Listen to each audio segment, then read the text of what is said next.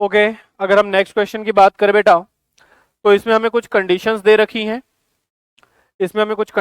रखी हैं, और उसके करस्पॉन्डिंग हमें गिब्स फ्री एनर्जी को टिक करना है।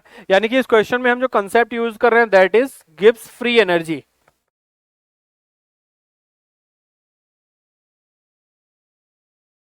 इस क्वेश्चन में हम जो कंसेप्ट यूज कर रहे हैं that is Gibbs free energy.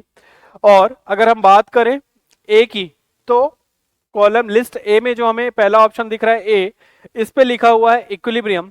और इक्विलिब्रियम पे हमने पढ़ रखा है बेटा कि इक्विलिब्रियम पे जो गिब्स फ्री एनर्जी का चेंज होता है वो जीरो होता है।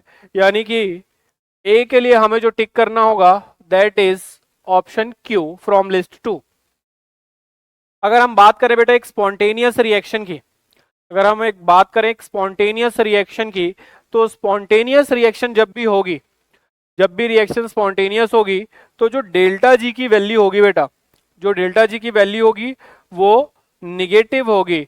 और जब भी डेल्टा जी की वैल्यू निगेटिव होती है या डेल्टा जी नॉट की वैल्यू निगेटिव होती है, तो हमें पता है कि जो डेल्टा जी नॉट होता है that is equal to minus R T L N के इक्विलिब्रियम।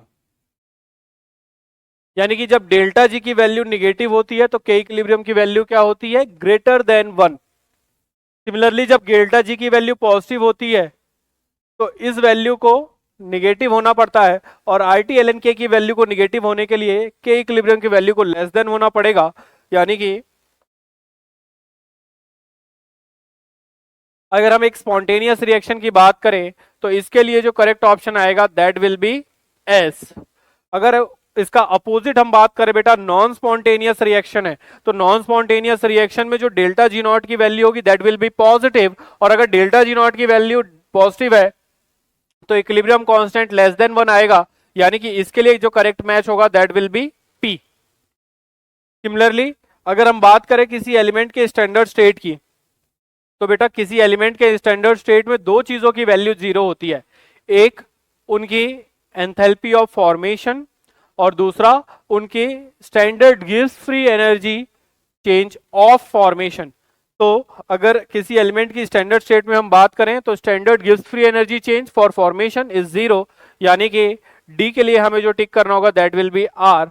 और ये ए का क्यू, बी का एस, सी का पी और डी का आर जो अवेलेबल है, ए का क्यू बेटा फर्स्ट एंड सेकंड ऑप्शन में है, बी का एस सिर्फ फर्स्ट ऑप्शन में है, सी का पी एंड डी के लिए आर फर्स्ट ऑप्शन में अवेलेबल है। So the correct option for this column will be option A.